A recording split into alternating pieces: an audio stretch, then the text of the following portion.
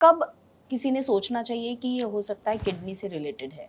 Chronic kidney disease ये जो बीमारी है उसमें जो लक्षण दिखते हैं जैसे कि मैंने बताया, जी मचलना, वॉमिटिंग, लूज मोशन, दिन में 10 से 12 बार दस्त होना, वॉमिटिंग दिन में 5-6 बार या उससे ज़्यादा होना,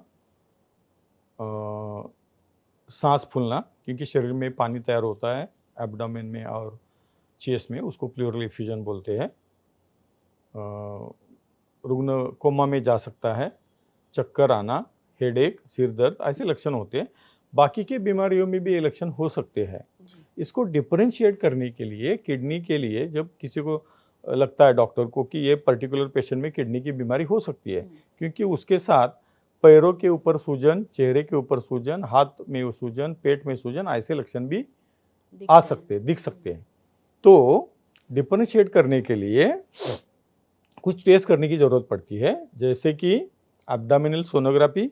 इसमें रीनल कॉर्टिकल डिसफंक्शन दिखता है, किडनी की साइज़ कम हुई, किडनी सिकुड़ गई, ऐसे दिख सकता है।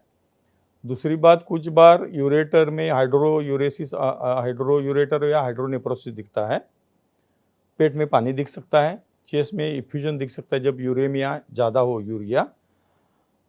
तीसरी बात, कुछ खून के टेस्ट है, जैसे कि सीबीसी में हीमोग्लोबिन कम दिखता है, क्योंकि खून तैयार करना, हीमोग्लोबिन तैयार करने में किडनी का भी एक अहम रोल होता है। प्लेटलेट कम दिखते हैं, जो WBC है वो डिस्टॉर्टेड दिखेंगे।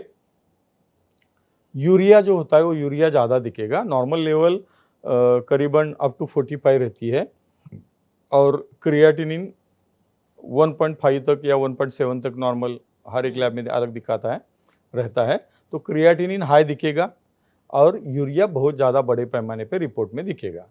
जब मोर देन 100 यूरिया रहता है तब ये लक्षण दिखते हैं, इसको यूरेमिया बोलते हैं, ऐसी बात है। तो ये लक्षण और रिपोर्ट से हम डिफरेंशिएट कर सकते हैं कि पर्टिकुलर पर्सन में किडनी की बीमारी है या कोई अलग बीमारी है।